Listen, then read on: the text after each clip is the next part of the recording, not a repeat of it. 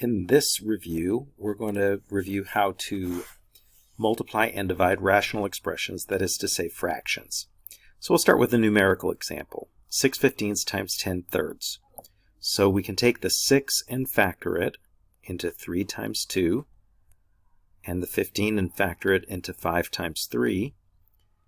The 10 can be factored into 5 times 2, and the 3 is already a prime factor.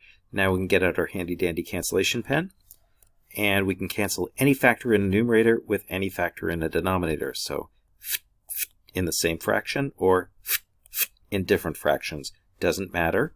Once we're done with that, then we're going to multiply straight across. So 2 times 2 is 4, and then we've only got a factor of 3 in the denominator, so 4/3 in simplest form. So in order to multiply any rational expression that's not numeric, we're going to do the same thing. We're going to factor all of those polynomials completely, cancel common factors, and then multiply across numerators and denominators. However, it's fair to leave your final answer in factored form if you wish. So this first example is like a whole number times a fraction, and whenever we have that, we put the whole number over 1. So x squared plus 3x plus 2. And I'm going to skip the factoring portion of that. That factors into x plus 2 times x plus 1. We'll put that over 1. X minus 1 is a prime factor in and of itself. And we can factor a GCF from the denominator of that second fraction. Now I'm going to grab my handy-dandy cancellation pen and cancel any common factors that are in one in a numerator and one in a denominator. So the x plus 2's are gone. Now we're just going to multiply straight across, and I'm going to leave my answer in factored form. So x plus 1 times x minus 1 over x. In B, we're going to do something similar. We don't have to put anything over 1 because both are already fractions. So we have a plus 3 times a minus 3 in the numerator of the first fraction, factoring the denominator, a times a minus 4 using a GCF. Down the second fraction, a squared can be factored into a times a. That may be helpful to us.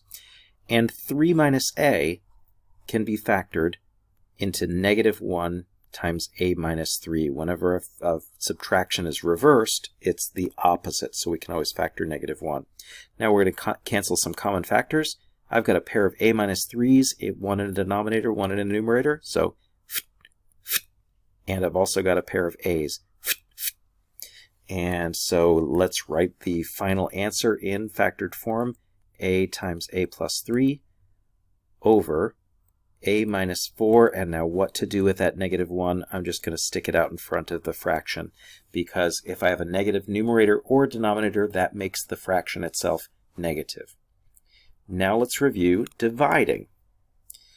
In order to divide, I'm going to change the division to a multiplication, change that second fraction to its reciprocal, and then follow the same steps for multiplication. So first example, 5n minus 10 can factor into 5 times n minus 2. N squared minus 5n, we can factor out an n times n minus 5. And we're going to change that division to multiplication. We're going to flip over the second fraction and then factor out a common factor from the numerator in the first, but it'll be the denominator when we change it to multiplication. So we're going to factor out n squared times n minus 2. And then I'm going to have n minus 2 common factors.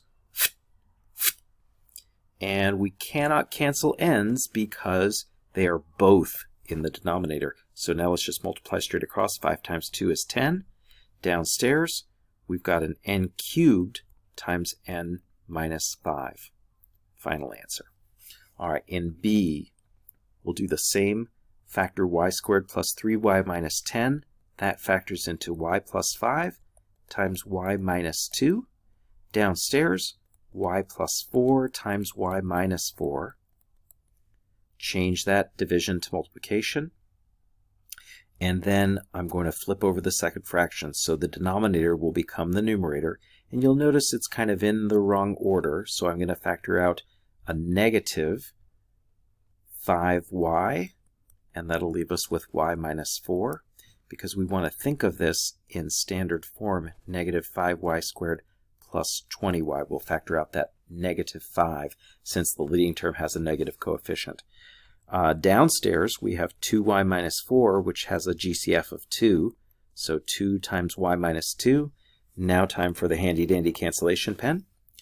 We've got y minus 2's to cancel. And we've got y minus 4's to cancel.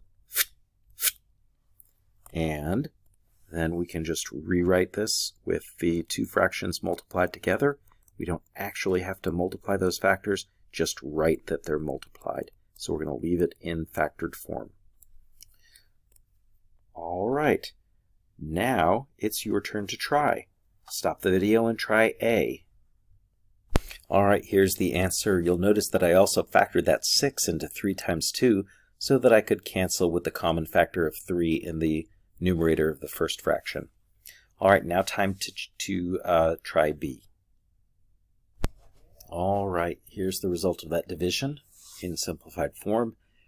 We've got to remember that to do something with that negative. You can leave it in the numerator or denominator, but I'm going to put it out in front of my fraction. All right, now try C.